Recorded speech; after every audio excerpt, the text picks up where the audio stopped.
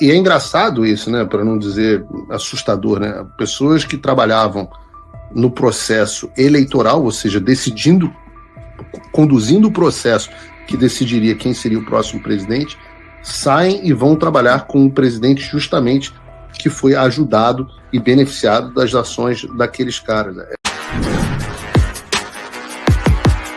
Olá, Edu Carvalho, melhor canal de corte do YouTube. Eu conto imensamente aqui com o like de vocês, que você mande o programa nos seus grupos de WhatsApp, e esses fatos que nós vamos revelar e entender melhor aqui hoje, chegarem ao máximo de pessoas possível.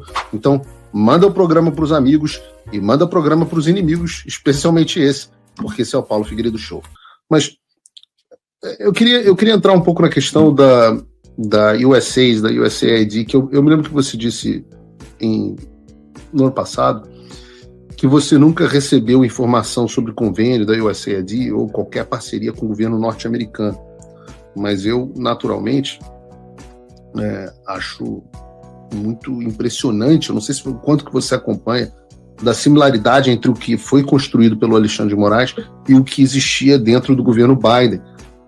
Então, ainda que você não soubesse da USAID, eu te pergunto se você pelo menos conhecia a parceria que o TSE fez com os checadores de fato durante as eleições de 2022. Com os checadores, sim. Quando eu cheguei, essa parceria já existia, mas estava dentro do meu gabinete, mas sempre quem cuidava disso ou era o Frederico ou era o Tiago, que fazia o relacionamento com eles, porque eu não conseguia, era delegado para eles. Eu estava nos grupos, sei que mandavam coisas, mas quem fazia a filtragem e o contato com esses grupos eram esses dois personagens, não era eu. Quem são esses personagens, Frederico e Tiago? O Tiago, ele era um contratado da SECOM, porque ele não tinha curso superior, alocado dentro do gabinete. É um cara, se você procurar na internet... TSE, que você diz. Uhum. Como ele não tinha curso superior, ele não podia ser nomeado. Então, quando eu cheguei, ele já existia, tá? Não é coisa nova, não. É um cara muito inteligente, entende de fake news, não aguentou ficar lá, saiu em meados de novembro, dezembro, porque ele vinha de uma estrutura séria. Entendeu? E não pagavam muito mal ele tinha que pagar as passagens, então ele estava, de fato, cansado. Mas é um cara que, se você pegar nas eleições anteriores que tiveram, e existiu esse gabinete mesmo de forma temporária, o Thiago Rondon é um cara que entende, é um cara que tem know-how da coisa, ajudou a criar a estrutura. O Frederico Alvim é um cara muito técnico, é um grande conhecedor do direito eleitoral. Então, juntos os dois conseguiram moldar, de fato, as parcerias, o gabinete, fazer até, porque não sei se você sabe, quando vai ter uma eleição, você tem que fazer todo... Como que eu vou falar com o termo? Fazer o planejamento da próxima eleição, o que o gabinete vai fazer, o que o gabinete precisa. Quando eu cheguei, isso tudo estava pronto. Eu só assumi o gabinete. Tanto que quem era o chefe do gabinete antes de mim era o Frederico Alvim. Ele foi exonerado de assessor-chefe, eu fui nomeado assessor-chefe, e ele foi nomeado assessor de um nível maior lá, entendeu? Quase o último nível.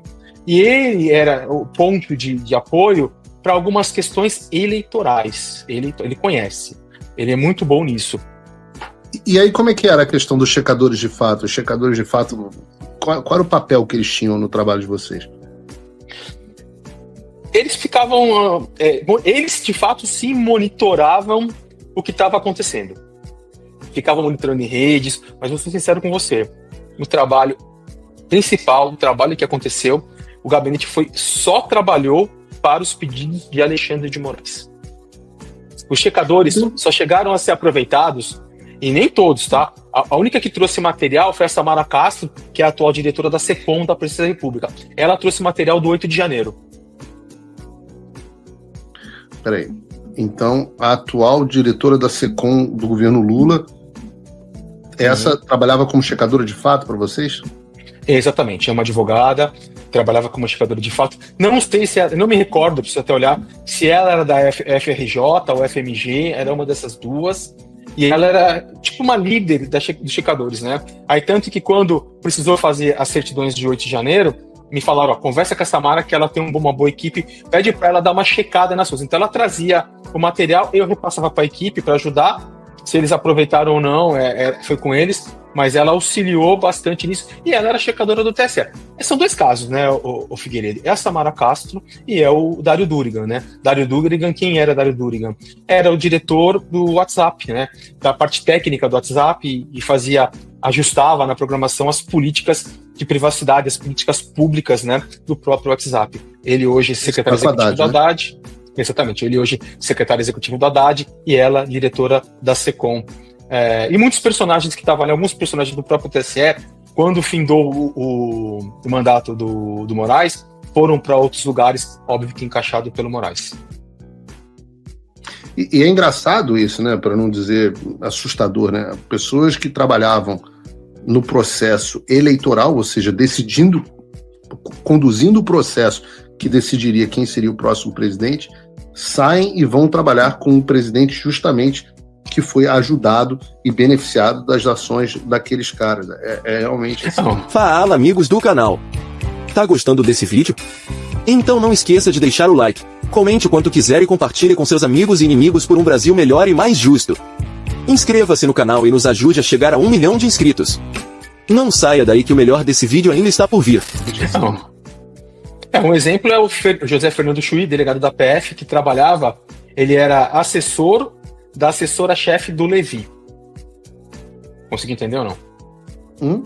Levi, assessora-chefe do gabinete dele, e abaixo o José Fernando Chuí, que é um delegado da Federal. Hoje ele está, acredito que ele esteja, né, como corregedor da BIM. Entendeu? Incrível. Aí você pega, o José Levi foi pro CAD, ele é conselheiro do CAD hoje. Foi tudo feito aí um prêmio, né? Se eu continuasse lá, eu já tinha a opção de eu ir pro gabinete do Alexandre de Moraes no STF, só que eu ia até com um cargo abaixo, ou seja, a gente chama de CJ3.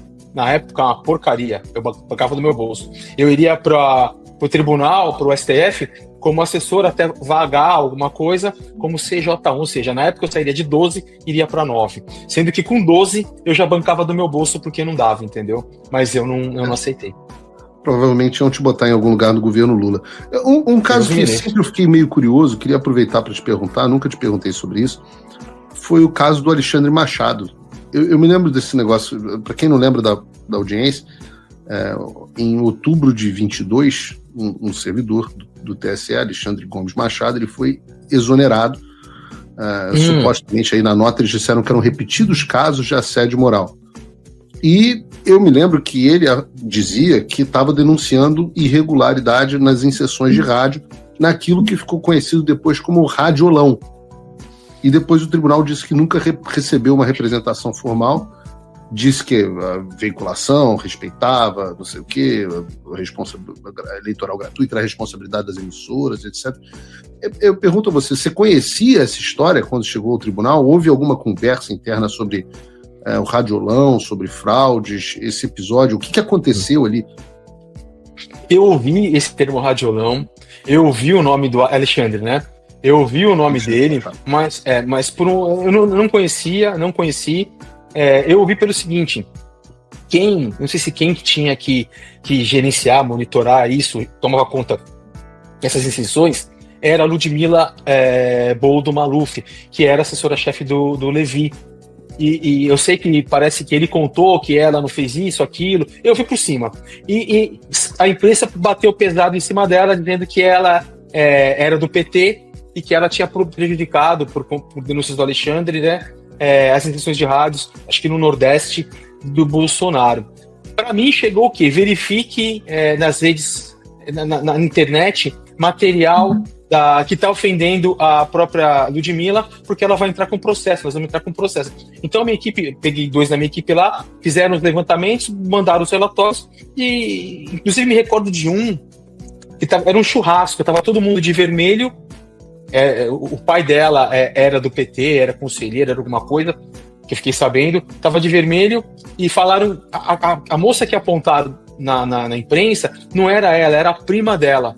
Ela falou, não é minha prima, é o meu pai, mas é minha prima, entendeu? Aí eu fiquei sabendo que, de fato, eles participavam de alguma coisa referente a, eu não sei se é do PT, eu não sei se era da CUT, alguma coisa relacionada ao PT, entendeu?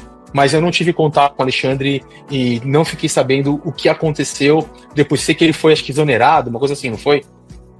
Ele foi exonerado, chegou a pedir para registrar lá na Polícia Federal, ficou assustado, ficou temendo pela própria vida, etc. Ele foi, antes de você ter sido desgraçado pelo Alexandre, esse... Foi o primeiro. Esse foi o primeiro caso, né? O caso do... Ele só pediu na polícia errada, né?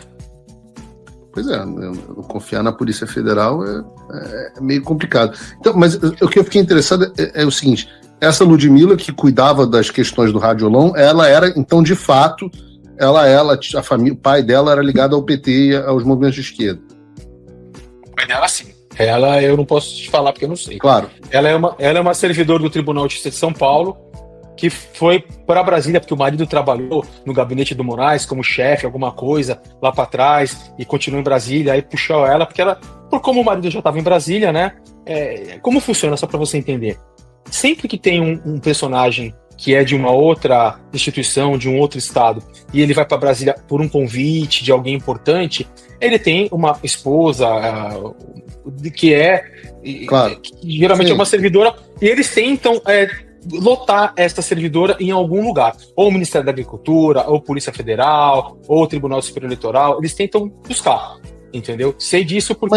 Mas você concorda que é complicado o fato da pessoa que era responsável pela alocação do horário de rádio e televisão, que, segundo a denúncia do Radiolão, que nunca foi explicada, vinculou milhões e milhões de propagandas a menos para o Bolsonaro, o pai da pessoa responsável por fazer esse acompanhamento ser ligado ao PT, aos movimentos de esquerda, não traz segurança no processo, né? É estranho, tanto quanto estranho, né? Não é normal. E aí você está me dizendo, inclusive, que eles utilizam... Não seria estranho se a pessoa ela pode ter o lado político dela, esquerda ou direita, mas desde que o profissional dela não interfira nisso, ela não traga a política pro lado pessoal. Eu, por exemplo, eu tenho a minha opção, que é a opção de direita, mas eu nunca interferi. Óbvio que eu ficava olhando que só vinha direita, mas eu nunca misturei política com trabalho, nem política com amigos. Eu tenho amigo que é de esquerda e trato bem, e amigo de verdade. A opção política dele é uma coisa... Ele não me agride, ele não fala comigo, mas pessoa é pessoa, opção é opção. Se você, como eu, tá dormindo mais tranquilo agora que o Trump voltou à presidência, ótimo. Mas e o Brasil? Nosso país continua no buraco. A volta do Trump nos dá esperança, mas as coisas não vão se resolver sozinhas. Vai ser preciso muito trabalho, meu e seu. E não adianta xingar muito nas redes sociais achando que isso resolve alguma coisa. Não tem salvador da pátria. Não tem um político que vai resolver por você. A responsabilidade é sua. Eu larguei tudo para me dedicar a isso. E você? Como você pode ajudar sem abandonar as suas obrigações? Simples. Apoie quem está na linha de frente. Sem isso, esse trabalho simplesmente não continua. Acesse www.paulofigueiredoshow.com/apoie e com a partir de $5 por mês, garanta que isso siga em frente. Se puder ir além, torne-se meu patrono Gold e participe do meu grupo privado e ajude a definir as minhas próximas pautas. A diferença entre vencer e perder está na ação.